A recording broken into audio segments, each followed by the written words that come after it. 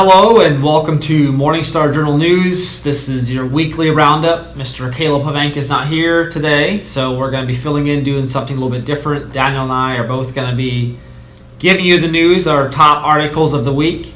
So thanks for joining us. We're going to be talking about the Texas shooting in the elementary school that happened this week.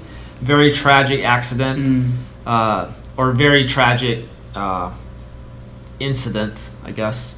And then we're also going to talk about a former judge who talked about a law school textbook he had in 1954, 60-some years, 1954. And we're also going to talk about a former judge who wrote an article about what was in his law school textbook back in 1954. And we're going to talk about a Democrat socialist congressional candidate and what her ideas are to solve problems in this country. We're going to talk about the FBI, how the FBI terrorized a local family right here in Fort Mill, South Carolina one morning. And we're also going to talk about monkeypox. The WHO has warned the world about monkeypox. Is it dangerous? Is it something to be scared of? Is it okay? We're going to dive into that a little bit. So, the first one is 18-year-old kills 19 children and 2 teachers in Texas elementary school shooting. We first want to say that our prayers and our thoughts goes to the families, and this is so sad what just happened in Texas.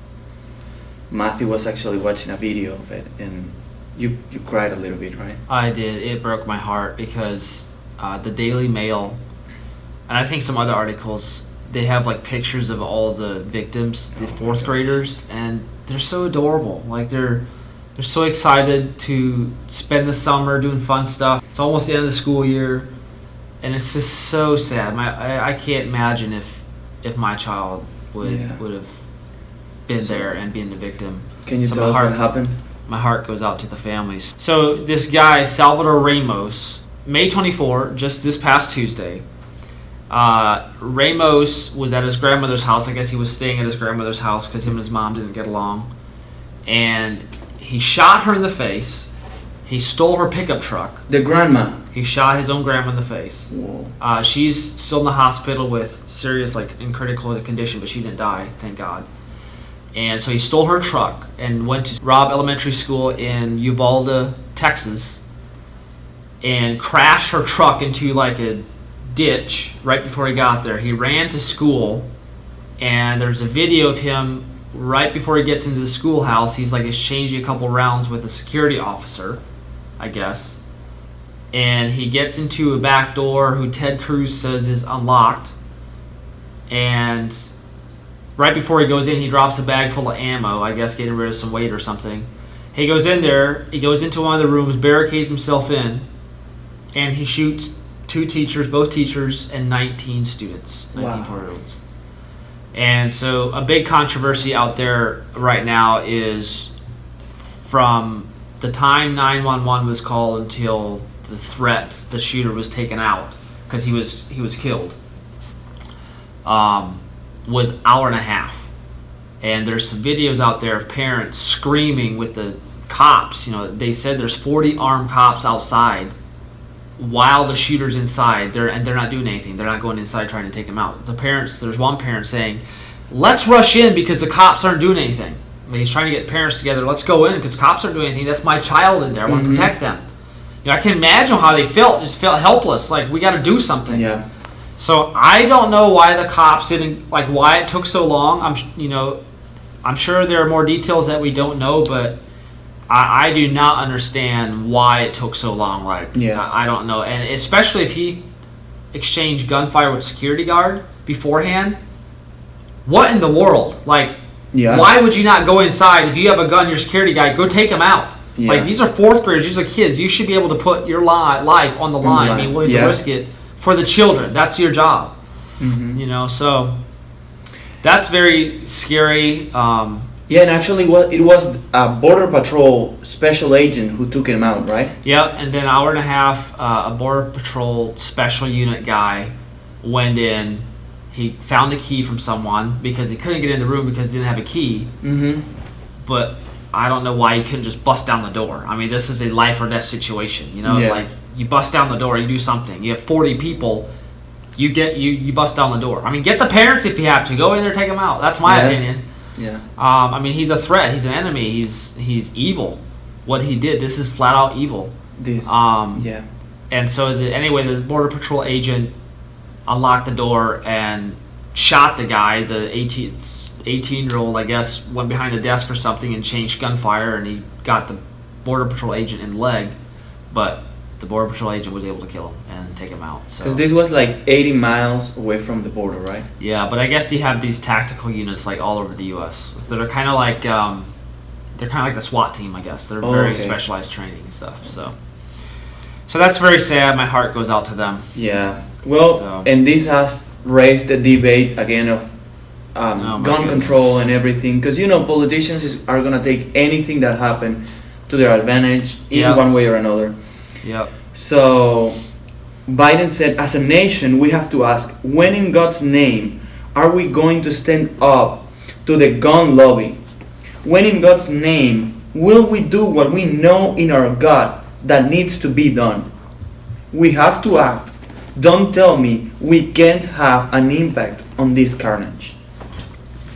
And that is just, well, he's aiming and advocating for more and stricter gun control, right? Not more just him, control. all the Democrats. All the Democrats, basically. But the point is that, you said it, it's flat out evil. And evil is going to come, violence is going to come whether you have guns or not. Mm-hmm. In the beginning, with Cain and Abel, like we were talking yesterday, there were no guns. But Cain used a stone. If God would have been a Democrat, he would have wiped all the rocks off the face of the earth. Exactly. He would have banned the rocks. Exactly. So it makes no sense if we have a lot of car accidents. We don't just ban cars. Right. We get better at driving. Right. So if you have a lot of gun violence, you don't just ban guns. You stop violence. Right. Which is and the only cure to evil is the blood of Jesus Christ. That's Amen. the only cure. Yeah, like that's the point. When you have the Bible and God outside of schools, and you wanna take guns out of the country, well, you're gonna have this type of incidents every time, because you are taking the protector and the savior out of the place where salvation is needed the most. Right. So. And if this 18-year-old would have had the same heart, but not a gun, he could have easily got another weapon, a big knife, and went in there and killed a couple people. So if you have evil in your heart, you will find a way to hurt someone. It doesn't matter what you have. It doesn't matter. I mean, Cain literally used a rock. So, but it's and we have so many instances, countries and cities as examples that gun control does not work. Like Rick said the other day in his Rick's rant, he said, like Einstein said, do the same thing over and over and over and expect different results is the definition of insanity. So to always call for gun control when in Venezuela it didn't work, now gangs have guns because the only people that follow the law are the law-abiding citizens. If the law-abiding citizens give up their guns, then the only ones who are going to have guns are the illegal, like the people who have them illegally, which are the gangs. Which are the people who shoot, the people who kill people are the ones who violate the law. So why would this law for not having guns stop them from violating the law? Like they don't care about the law. So exactly, the only people that a gun control law would affect are law-abiding citizens. Then they can't defend themselves from the evil people. Exactly. So, all right. So the next article we're going to do is, the headline is Former Judge Cites 1954 Law School Textbook Steps to Overturn Democracy. So there was this post on Facebook that went out, I guess at the end of last year, that kind of went viral. And a lot of people were saying, oh, this is fake, this is made up, and this is not real, and all this stuff. Well, Snopes, lo and behold, went out and actually found this guy, interviewed him, and he said, yep, that was me. They got one right. So, credit to Snopes, one, even though you've been wrong for so many other things, but good job on this. But anyway, this small article says, it's titled, Opinion from a Former Judge I am a student of law whose age is 85. My first year of college was 68 years ago. One class I took was political science. A half page of my textbook essentially outlined these few steps to overturn a democracy. He lists the 9 steps, and he says what was printed in 1954 as a possible diabolic nightmare has become an emerging reality. I hope that Americans will unite enough to pen a good finish. Go Dwelling. And he signed it. It was Keith M. Albert from California. And the 9 steps are, number 1 is divide the nation philosophically. Number 2 is foment racial strife. Number 3 is cause distrust of police authority. Number 4 is swarm the nation's borders indiscriminately and unconstitutionally. Number 5 is engender the military strength to weaken it. Number 6 is overburden citizens with a more unfair taxation. Number 7 is encourage civil rioting and discourage accountability for all crime. Number 8 is control all balloting, and number 9 is control all media. This was from a 1954 textbook. Well, I think he's predicting our reality almost. Wow. Yeah, because he literally said this was a diabolic nightmare back then, not even thinking this could be possible. Now it's actually almost reality. Yeah. Wow. Yeah, and you can see like almost all the 7 points, the first 7, you can see it like almost completed. And they are only lacking the last 2 because there's still people standing against. That's crazy. Basically. The question I have is who in their right mind wants to overturn a democracy? Only those who love power and are just ignorant of history. Mm-hmm. So, very interesting. Very interesting article. The next one is Democrat congressional candidate proposes breaking into empty houses. So to give you an idea of who this person is, I'm just going to play you her ad. Here it is.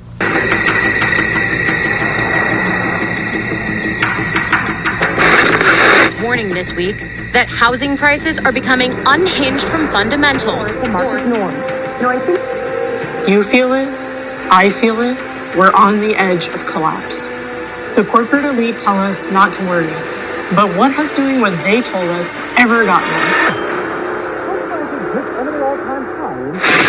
Now you do what they told you. Now you do what they told you. I did what they told me. I went to college, I got a master's degree.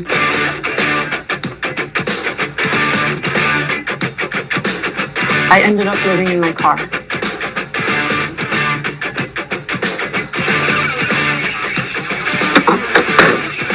I did what they told me. Protests, letters, phone calls. Nothing changed. So I stopped doing what they told me. We occupied empty buildings and got 200 shelter beds added in our town. 200 people who didn't freeze to death. Billionaires tell us you'll own nothing and you'll be happy. Well, that. They want you depressed and hopeless. No. You should be angry and hopeful. Imagine I proposed a housing for all bill in Congress. Then imagine you, me, and a million of our friends took action and occupied empty houses nationwide. They couldn't ignore us. No one has ever done anything like this. That's why it's going to work. Wait. No one, she says, no one has ever done anything like this before? That's why it's gonna work? That's a lie. Because in my country, in Venezuela, they actually did exactly the same thing. And I think in every communist country they have done it. And wherever they have done it, it fails miserably. Because it's just the abolition of the right for private property. So anybody can have whatever they want. And, well, I think this is just a formula for disaster. It's not a good idea. It has never been a good idea. She also is part of the Democratic Socialist of America. And in the so she's openly socialist. Openly socialist, yeah. And in their website, I am quoting from their website, it says, "We believe that working people should run both the economy and society democratically to meet human needs. not Okay, to hang make on. profits for a few. Not to make profit. Okay, so aren't we? She said the people should be in control of basically everything going on. Isn't that what a republic is? Isn't Yeah. that what America is? That is what is happening through representatives. Right. But, well, this is what all the socialists use. Literally, this is like if you had taken from the campaign of the dictator that right now runs my country, Nicolas Maduro. The president before him, which was also a dictator, was Hugo Chavez, and he used to say these same statements. We're gonna give back the power to the people, he used to say. The people are going to run the economy. No more the oligarchy. No more the rich people. Now the people, you are gonna run the economy. That's what he used to say all the time. Really? And Wow. right now my country's in the misery. People are people starving? over People there? are starving to death. Yeah, Because- malnutrition all over the place for It's so kids. sad. There's no food, there's no medicine, there's nothing. Because of socialism. Because of socialism, because of how, quote unquote, people ran the economy. But it's an actual lie because the Mhm. people in power run everything and don't let Exactly. the people do anything. I mean, and the Democrats are letting her run on their platform, Yep, which shows you they're okay with this. exactly, which is insane. She also supports, on a tweet, she said $30 is the bare minimum in every country, in every county, in the US for an adult with a kid to afford housing, food, healthcare, and basic necessities. So that tells you that she doesn't want just to double, but triple and quadruple the minimum salary, which could cause businesses to go out of business, literally, or to, in the best case scenario, which is still horrible, just to pay everybody, even professionals, the same that they pay to janitors, because they cannot afford to pay more to anybody else. Right, because if they are fair and they pay the janitor $30 an hour, they're gonna have to pay their assistants like $60 an hour or Yeah. something like that. And they Which can't is afford not that. realistic. Right. Or the prices could go so high and inflation could go to the sky, which is what happened in my country. It's a formula for this. So everything she's proposing is literally what happened to your country, which led to a total destruction of the Mhm. country. Literally, This is unbelievable. step by step. But it comes down to a violation of my Private right to property. private property. Yep, it does. And with no private property, you have total government control. Exactly. And chaos. yeah, exactly. Wow.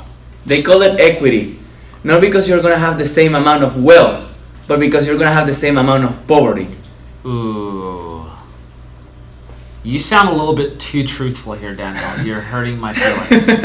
You're hurting my ideas that I love more than truth. Yeah, okay? too logical. I'm That's sorry. You're I went thinking too far. too much. I went. You need to rein in your thoughts and just speak from emotions and ignore common sense and reality. Okay. So speaking of chaos, on May 19th, at 5 a.m., the FBI came to a family that lives close to here. They came and surrounded their house, told them to get out of the house, put their hands up, or they'll be killed, basically. They didn't even tell them the charge that they came with. So, and this is a family that I know. This guy is my mechanic. He's Wow. worked on a couple of my cars. I know him. We had a couple good conversations. He loves the Lord. He's a patriot. And I actually just recently bought a truck from him as well. And so when I heard this, I was like, what the heck is going on? So I asked his wife if I could do an interview. And she said, or the day afterwards, she's like, yeah, we can talk. So they shared their story. And this video has over like 1,600 views already on YouTube. So I encourage you guys to check it out. But basically, the FBI came at 5 a.m. in the morning, told him to get out of the house. He said like 20 agents and like 10 to 15 cars. And he asked them what charge they're there for. And they didn't tell him. They said nothing. And then when they were taken, Linwood is his name, Linwood and Kathleen Robinson. Mhm. When they were taking Linwood away, Kathleen asked, why are you taking him? What's this going on? And they just said January 6th. That's it. Like a date. No charge at all. That's their story. That's what they said.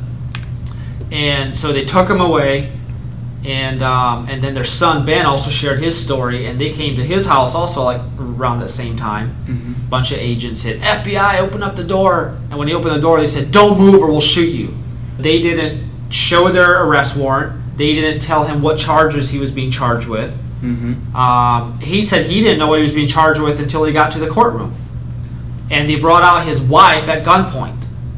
And he's got a 10-month-old and a 2-year-old kid at home. And so, it just struck terror into them, like how they did this whole thing. Yeah. And so, me and you did a little bit of digging. Yeah. Because we thought this was just way overboard. Because according to the criminal complaint, the FBI came last year in May to his house to verify that this was Linwood Robinson because they had pictures of him. I guess he said he was in the Capitol on January 6th. And they came to his house. So it's like, if they came to his house, talked to him, then why was it so necessary to come surround his house at 5 o'clock in the morning and treat him like a terrorist, literally. Al-Qaeda. Exactly. Yeah. I think even terrorists from Al-Qaeda have it easier than him. Yeah, honestly. Exactly. Like they mentioned in our interview, they were like, child molesters get it easier than this. Yeah. And so, but yeah, they came and we did a little bit of digging and we found out that what they did was actually very illegal. Yeah, actually it's a violation of the South Carolina Code of Laws, which we have in Title 17, which is of Criminal Procedures, Chapter 13 of Arrest, Process, Searches, and Seizures. It states the right to be informed of ground of arrest, consequences of refusal to answer or false answer. So this article states a person arrested by virtue of process or taken into custody by any officer in this state, South Carolina, has a right to know from the officer who arrests or claims to detain him the true ground on which the arrest is made. And afterward it says, an officer who violates the provisions of this section is guilty of a felony. A felony. And upon conviction must be fined in the discretion of the court or imprisoned not more than 10 years or both. Wow. So basically what this article is saying, in a nutshell, is a person that is being arrested has the right to know why. Right. Why am I being arrested? Right. And that is logical. When you think about it, it is logical. Because if you come to me, like anybody could come to me and say, hey, I arrest you. I'm the FBI. And I don't have a way to know if you are or you are not the FBI. Right, because I could be anybody saying I'm the FBI. Exactly. I could be like the next town over and you made me mad because of what you did last week, so I'm going to come to your house, say I'm the FBI, and Exactly. take you somewhere and kill you. Exactly. So, or you could be a molester, or you could be a human trafficker. Yeah, that's true. The point is that you need to know why they are arresting you. And yet that's a right. It is a right. Yeah. And if broken, it is a punishable, like... It's a felony. It is a felony. Yeah. Exactly. So, I think what the FBI did was just illegal on the grounds of this article. According to this is pretty clear. If it happened like the Robinsons said it did, Exactly. they had no... Even if the Robinsons did a crime on January 6th, it still doesn't give the FBI or any law enforcement or anybody else any justification for breaking the law as well. No. And January 6th, like The date. the date, It's it's not a not a charge. Exactly. So that is not a reason why you are being arrested. Right. So even if they said January 6th, that means nothing on the grounds of this article, because you have to tell me literally why. Right. And And Linwood said he asked them what his charge was, and they refused to answer him. And literally, right here it says, it is unlawful for an officer to refuse to answer a question relative to the reason for the arrest. Exactly. Right there, that's a crime. That's it. And so we'll put the link to the video. It's like a 12-minute video in the description to this video. But it's really crazy, and it really makes you wonder, why are they doing this? Is it... Pretty sure what they've done so far is just a big political. It's political Witch hunt. Yeah, political witch hunt. There you go. Because they didn't like. They're trying to make an example of these people. Don't ever do this again. You know, they say January 6th. There was, according to some reports, a couple million people there peacefully. Caleb was there. Mm-hmm. Some other friends were there. They were just in the crowd, and they said it was one of the most peaceful gatherings they've ever been to. Women, children, older people there. So, Yeah. It's. This is an excessive use of force. Yeah, they're abusing their authority. And so our final article is WHO warns about monkeypox. It's funny, I saw a meme yesterday on Facebook that said, the K in monkeypox is silent. Just take the K out as moneypox. Anyway. Monkeypox. Tell us what you found about this, Daniel. So, several authorities from several countries have warned about this illness that has come out of Africa, which for me is really funny and sad at the same time, because the sickness was not a problem when it was in Africa. Now that it's outside of Africa, it's like monkeypox. Wow. So that's sad. That's so sad. Poor African people. Exactly. Literally. But from several reports that I've seen in Fox News and Newsweek, and there's also the Scientific American, the sickness is not as contagious as COVID. Like Scientific America said, historically, the virus has mostly been transmitted from animals to people, and person-to-person transmission usually requires close or intimate contact. It's not anything nearly as transmissible as COVID, for instance, and not even as transmissible as smallpox. And also the sickness, you develop a rash. So you can clearly see when somebody's sick. And it requires close contact for somebody to get infected. In Fox News they reported that monkeypox can be contracted by contaminated bed linens, bodily fluids, and close skin contact. And actually the doctor that they interviewed in Fox News, he is Frank Contequesa. He said, "I really hope that the powers to be don't use this as an excuse for a knee-jerk reaction to throw us back into quarantines and lockdowns and make people panic about being around other people." The doctor said, "This is not the same situation. This is not the same kind of virus," referring to COVID, right? Right. It's not a situation for a pandemic to develop, because actually even Biden walked back his comments because he had said that everybody should be concerned about this, and then he said, Of course he did. yeah, then he said, "I just don't think it rises to the level of the kind of concern that existed with COVID," Newsweek reported. So, But yet Belgium became the first country and introduce a compulsory 21-day monkeypox quarantine, according to the Daily Mail. And they said whoever contracts the virus has to self-isolate for 3 weeks.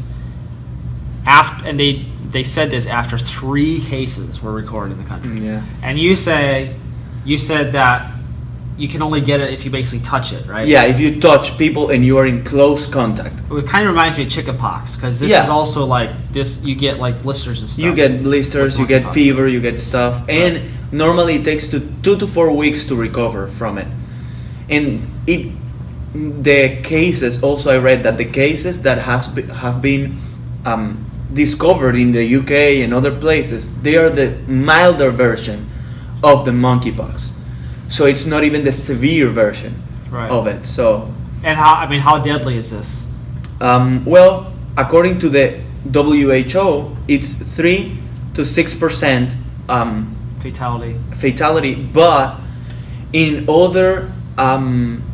other reports, I've read that it is a 0 to 11% rate of fatality over time. Like it vary over time, because it depends of which case you have. If you have the milder version or the severe version, if it's in Africa, if it's in other place of the world where you can get a better treatment. So fatality actually varies with this sickness because it's regional from a place, and then when it goes to other places, it's different, the result. So in America, you're fine. I mean, Yeah, you're you're a first fine. world country, and Yeah. I mean, there's only been 96 cases around the world, and if you can only get it when you touch somebody, like if you see somebody that has, and you don't have symptoms, like you know when you have it. You know when you have it, So yeah. if you know you have the monkeypox, you just don't go touch people, and then nobody Yeah. else will get it. And So you it's- and you can only contract it when somebody else that has symptoms, when you have close contact with that person.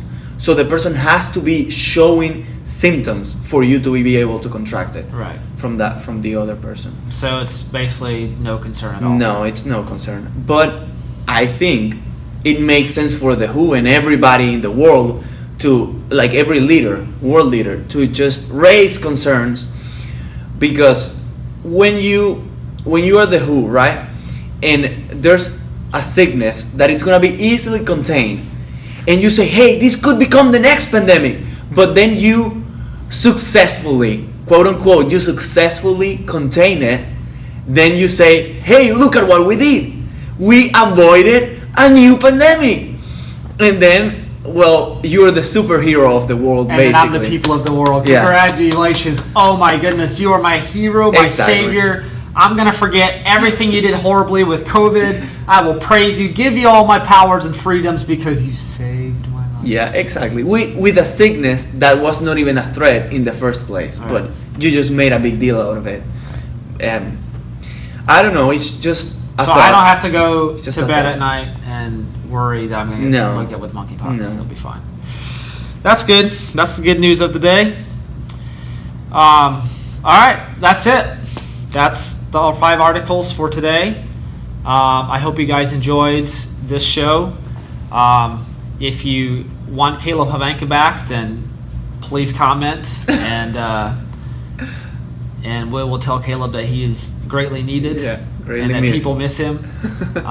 So thank you guys for watching, and if you like this video, share it with your friends, and we will see you next week.